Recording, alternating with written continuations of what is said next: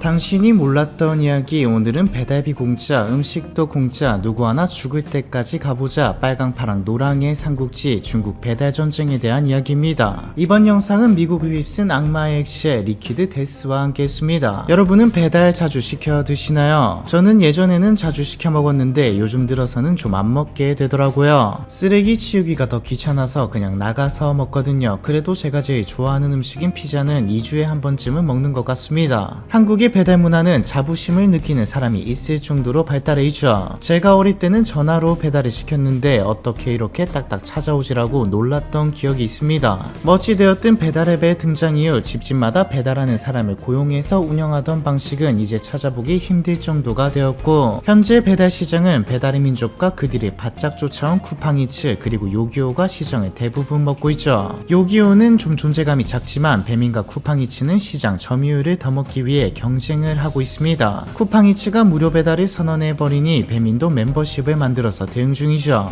우리처럼 배달 시장이 활발하고 크고 경쟁적인 곳이 있을까 싶지만 있습니다. 훨씬 크고 훨씬 활발하고 훨씬 경쟁적인, 사실상 피 흘리며 싸우고 있는 시장이 있죠. 오늘의 주제인 중국 배달 시장입니다. 중국의 배달 시장 규모는 지난 10년간 40배 넘게 성장하면서 2023년 기준 475억 달러 약 64조로 추산되었고, 중국 경제 데이터 분석업체 윈드에서는 190조 규모를 넘어섰다고 보기도 했습니다. 2025년에는 통계를 내는 곳마다 좀 다르긴 하지만 대체적으로 320조에 달할 것으로 보고 있고요. 이용자 수는 2024년 기준 5억 9천만이죠. 배달에 종사하는 사람의 숫자는 이미 2023년에 발표된 중국 국가통계국 통계에서만 1,300만 명을 넘어섰고, 지금은 당연히 규모가 커진 만큼 훨씬 더 많을 것으로 예상되고 있습니다. 당장 1,300만 명이라고만 봐도 100명 중 1명은 배달 일을 하고 있는 셈이죠. 그리고 이 큰 시장을 장악하기 위해 지금 중국은 3개 업체가 전쟁을 벌이고 있습니다. 파란색의 어러머, 노란색의 메이투안, 그리고 비교적 뒤늦게 진입한 빨강의 징동이죠. 경쟁은 과거부터 있긴 했지만 징동이 시장에 뛰어들면서 과열 경쟁이 시작되었습니다. 현재 중국 거리에는 3세계 라이더들이 도로를 가득 메우고 있고, SNS에는 주문이 너무 많이 들어와서 영수증이 넘쳐 바닥에 흐르는 영상들이 매일 올라오고 있을 정도죠. 너무 주문이 많으니 아예 배달 기사가 들어가서 직접 음료를 만드는 건 이제 흔한 광경이 되어버렸습니다. 하루에 앱 주문만 2억 건이 넘을 정도라 현재로서는 거의 모든 배달 가게들에서 직원이 부족한 수준이죠. 당연히 배달하는 사람도 부족합니다. 실제로 새 업체는 배달기사 유치 경쟁을 펼치고 있고, 자연스럽게 몸값도 높아져서 라이더들의 월소득이 제조업 요식업 종사자 평균보다 높은 수준이죠. 징동은 아예 5대 사회보험과 주택정리금까지 대신 납부해주겠다고 나섰습니다. 뒤에 더 자세히 이야기할 테지만 지금 말한 것들은 조금일 뿐 새 업체는 진짜 피를 흘리며 경쟁하고 있죠. 골드만삭스는 1년간 어러머의 경우 약 8조, 징동은 5조의 손실을 예상하고 있고, 메이투안의 경우도 5조의 이익 감소를 예상하고 있습니다. 그럼 이제 본격적으로 어쩌다가 이렇게 되었는지, 왜 배달 시장이 이렇게나 커졌고 죽이듯이 싸우고 있는지, 또 얼마나 박터지게 싸우고 있는지까지 같이 한번 보시죠. 중국 음식 배달 앱의 시작은 어러머였습니다. 2008년 상하이 교통대학에서 장시아오와 캉자가 스타트업으로 시작한 기업이죠. 어러머를 중국어로 직역하면 배고프니라는 뜻입니다. 마치 마크 저커버그가 학생들의 친목용으로 더 페이스북을 만들어서 하버드 학생들끼리 사용했듯, 어러머도 초기에는 대학 캠퍼스 주변 식당과 이야기를 해서 온라인으로 주문받아서 배달해주는, 사실상 대학생들을 위한 그 동네 온라인 배달 책자 정도였죠. 작게 시작했다 뿐이지 우리가 사용하는 배달 앱 구조와 같습니다. 다만 당시에는 앱이 아니라 컴퓨터를 통해 접속했지만요, 학생들은 전화보다 훨씬 이용하기 편리했고 가게들도 전화로 배달할 때보다 주문량이 늘어났습니다. 어러머는 금방 입소문을 탔고 이미 만들어두었기에 서비스 확대는 그렇게 어려운 일도 아니었죠. 본격적으로 어러머가 중국 전역에 영향을 끼치기 시작한 건 2010년대 초반을 거치고 난 이후입니다. 연도를 보고 감이 오신 분들이 있으실 건데 스마트폰이 보급된 시기이죠. 배달앱 시장을 선점한 어러머는 2014년 200개 도시에서 1일 주문 100만 건을 소화해내는 시장의 70%를 차지하는 기업이 되었습니다. 어떻게 보면 실생활 면만 봤을 때 메신저 다음으로 사람들이 자주 사용하는 어플이었기에 투자자들의 이목도 빠르게 끌 수 있었죠. 중국 기준으로는 다른 IT 기업들에 비해서도 빠르게 대규모 투자 유치에 성공해 자본도 빵빵해지면서 마케팅도 대대적으로 하기 시작했고, 각종 협업으로 브랜드 이미지 지도 강화해 나갔습니다. 대항마가 나타날 수 있을까 싶을 정도로 시장을 장악했지만 나타났습니다. 배민이 사실상 지배하고 있었지만 쿠팡이츠가 떠오른 것처럼 2010년 왕싱이 창업한 메이투안이 대항마로 떠올랐죠. 사실 메이투안은 시작할 당시 배달이 주가 아니었습니다. 텐센트와 중화권 위주로 투자하는 미국의 벤처 캐피탈인 NLVC의 투자를 받아 온라인으로 공동구매를 하면 할인권을 제공하는 플랫폼으로 시작했죠. 왕싱은 이전에 샤오네이왕이라는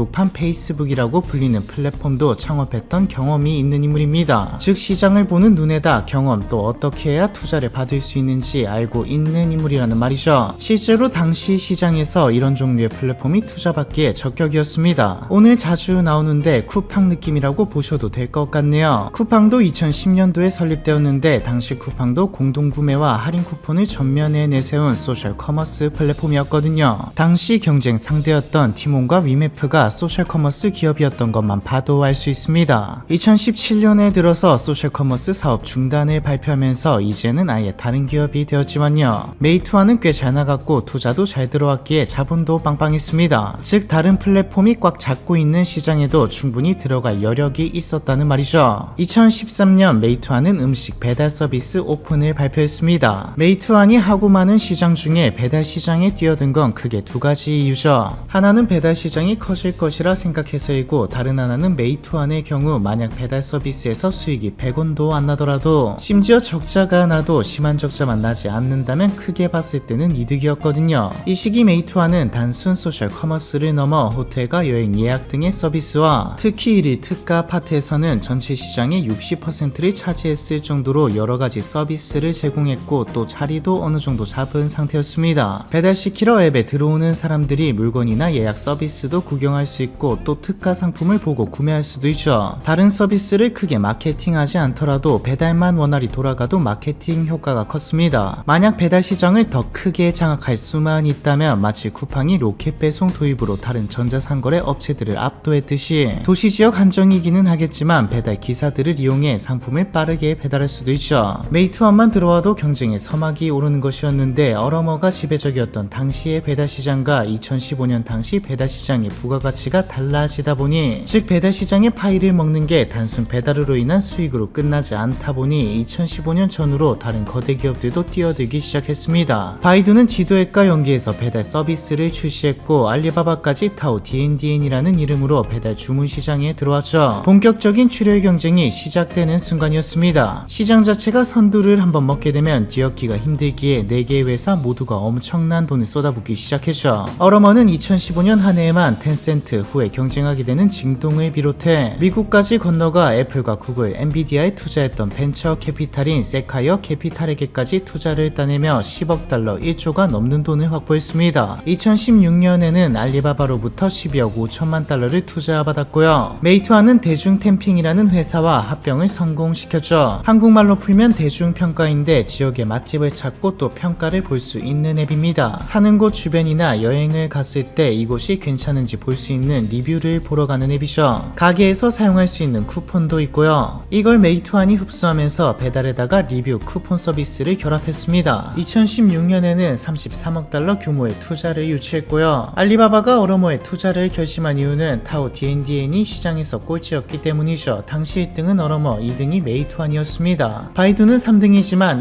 1등, 2등과 격차가 컸기에 알리바바는 아예 1등 기업에 투자하자로 선회한 것이죠. 2018년에는 아예 95억 달러 10조를 투자하면서 얼어머를 인수했는데 2016년부터 말들이 오고 갔던 걸로 추정됩니다. 투자 이후 알리바바는 얼어머에 집중적으로 지원을 해주었거든요. 이제 투자를 받았으니 써야죠. 일단 소비자들을 모으려면 가게가 많아야 합니다. 입점하는 음식점들에게 수수료 면제와 저렴한 혹은 공짜 광고 혜택을 뿌렸고 사용자들에게는 할인 쿠폰, 무료 배송을 살포했죠. 당시 메이투안이 한 해에 뿌린 할인 쿠폰만 8천억이 넘었고 알리바바는 얼어머에게 한 달에 1,000억씩 투입했습니다. 도시의 음식이 공짜가 되었다라는 말이 나올 정도로 치열했죠. 진짜 공짜는 아니었지만 그만큼 할인율이 크다는 뜻이었습니다. 이렇게 돈을 뿌리니 회사들은 적자였지만 반대로 시장은 엄청나게 커졌죠. 메이투안의 1일 주문 건수는 2015년 170만 건에서 2017년 1000만 건을 넘어섰고 얼어머도 비슷한 수준이었습니다. 이쯤 중국 배달 시장은 알리바바의 얼어머, 텐센트의 메이투안, 바이두 새 빅테크의 대리전으로 불렸죠. 텐센트는 얼어머에도 투자 투자하긴 했지만 비교적 적은 금액이었고 메이투안의 초기 투자자였으니까요. 그러다 2017년 8월 바이두도 많은 돈을 뿌렸지만 부가가치가 그 정도는 안 된다고 판단했는지 이제 와서 점유율을 끌어올릴 방법이 더 이상 없다고 생각한 것인지 서비스 종료를 선언하면서 어러머와 메이투안의 양강구도가 되었습니다. 정확히는 어러머가 바이두의 배달 서비스를 인수했죠. 2018년에는 차량 공유 서비스 기업인 디디 추싱도 잠깐 시장에 들어왔지만 금방 나가면서 두 기업 말고는 사실상 남지 않게 되었습니다. 그리고 시장 지형에도 격변이 일어났죠. 메이투안이 어러머를 꺾었거든요. 어찌되었듯 둘만 남게 되면서 기업들 입장에서는 안정기가 찾아왔습니다. 일단 앞서 말했듯 알리바바가 어러머를 아예 인수하면서 자회사로 출범시켰고 창업자인 장시아오는 회사를 떠났죠. 가장 많이 변한 건 메이투안입니다. 홍콩 증권거래소에 회사를 상장하는 데 성공했고 73조의 가치를 평가받으며 승승장구하게 되었죠. 2025년 기준으로는 약 141조 정도 되네요. 중국 배달 시장 1위를 먹은 것도 크지만 확장 전략을 계속 펼치면서 다각화에 나섰기에 가능했습니다. 신유통이라는 이름으로 앞서 말한 호텔과 여행 서비스, 소매 플랫폼도 유지하면서 식료품과 생필품을 택배 배송이 아니라 즉시 배달해주는 서비스도 도입하고 모바이크를 인수해서 자전거와 모페드도 만들기 시작했죠. 공유 서비스도 운영하고 나중에는 식품 유통과 대출까지 합니다. 동시에 둘 다 수익성 개선에 나섰습니다. 이제 다 죽고 둘만 남았는데 둘 다 멈출 생각은 없어 보이니 우리도 돈 좀 벌자이죠. 어러머와 메이투안은 유료 광고 도입, 중개 수수료 인상, 그리고 과도하게 풀었던 할인도 줄였습니다. 이제 배달앱이 싸지 않다라는 말이 나올 정도로 말이죠.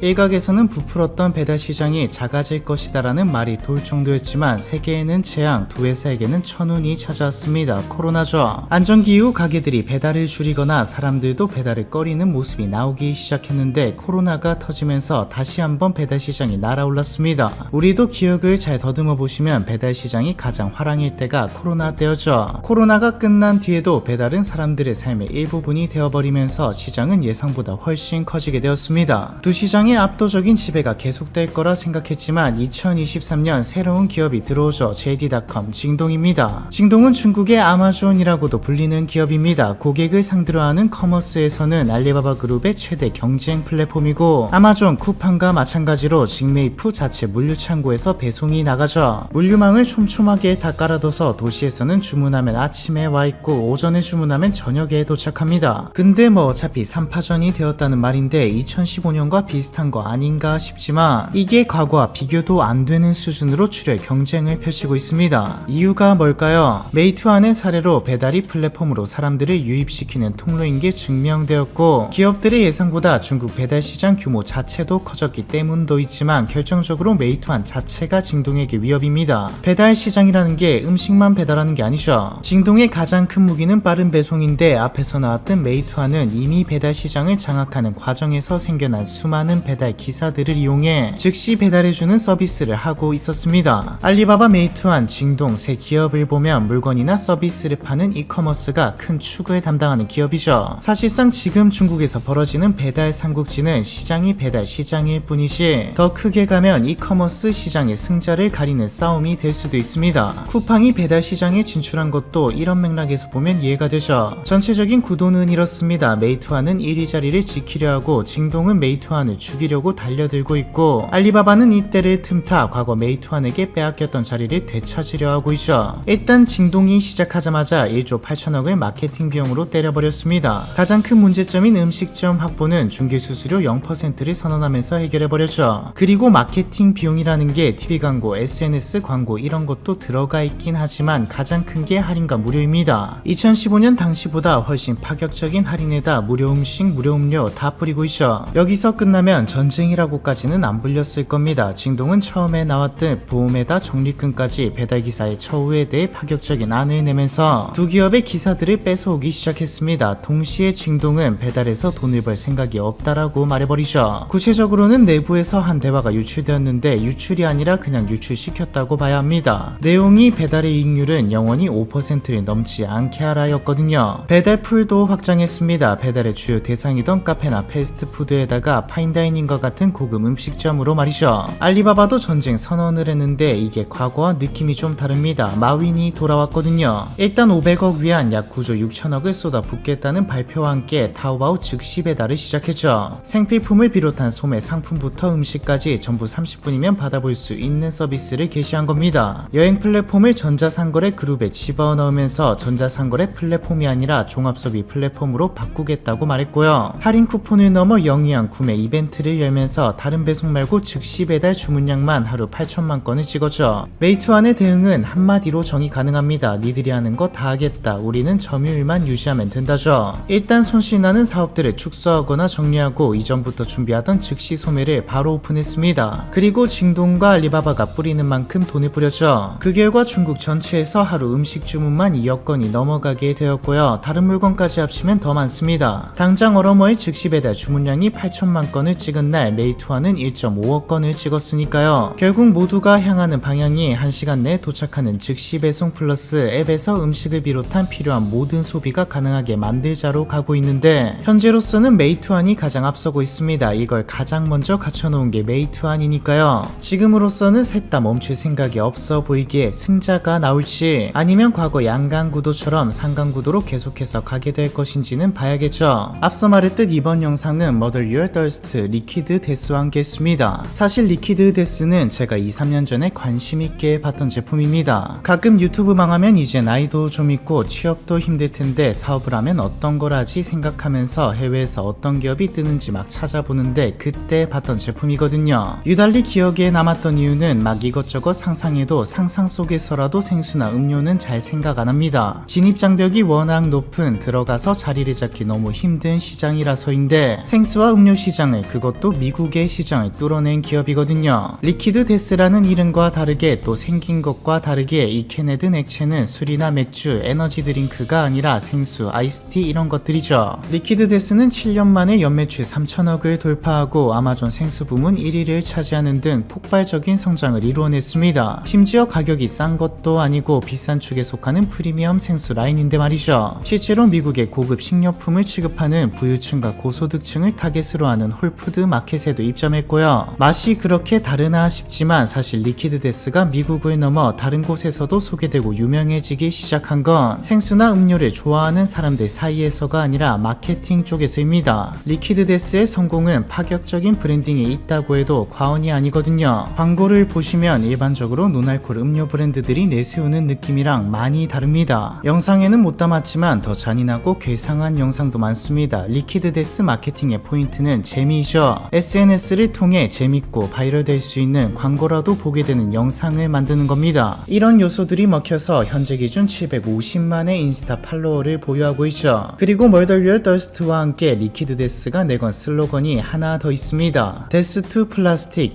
친환경이죠. 페트는 재활용하는 비용보다 만드는 게 더 싸서 재활용률이 계속해서 감소하고 있는데 알루미늄 캔은 70%가 재활용될 정도로 친환경이라는 게 요지입니다. 친환경을 내세우면 쌓아놓은 브랜드 이미지가 약해지지 않을까 싶었지만 메시지만 친환경일 뿐 이미지는 그대로 가져갔죠. 광고도 재밌고 파격적이게 진행하면서 페트를 사용하는 대기업을 저격해서 악동 이미지도 가져갔습니다. 그리고 올해 드디어 한국에도 상륙했죠. 7월 25일부터 더현대와 롯데월드몰에서 팝업을 진행하는데 닭무리에서도 판매합니다. 댓글에 링크를 통해 구매하시면 좀 더 저렴하게 구매하실 수 있죠. 마운틴워터, 루트비어레스, 세버드라임, 킬러콜라, 체리 오비추어리 이렇게 판매하는데 전부 마셔봤는데 개인적으로 킬러콜라가 제일 괜찮았습니다. 약간 수제콜라 같은 느낌이더라고요. 체리 오비추어리는 체리 주스 플러스 탄산수 느낌이고 세버드라임은 사이다라고 보시면 될 것 같습니다. 루트비어는 이게 원래 루트비어가 진입장벽이 좀 높은 음료라 호불호가 좀 갈릴 듯 하네요. 마운틴워터는 플레인 탄산수로 좀 더 강한 탄산수 느낌입니다. 맛을 비유하기는 했지만 기존의 음료와 전부 좀 다른 느낌이라 한번 마셔보시는 것 추천드립니다. 마시면서 일하고 있으면 주변에서 맥주를 마시면서 일하냐고 물어보는 내 관심을 받기에도 좋고요. 리퀴드 데스와 함께한 중국 배달 전쟁에 대한 이야기 이번 편은 여기까지입니다.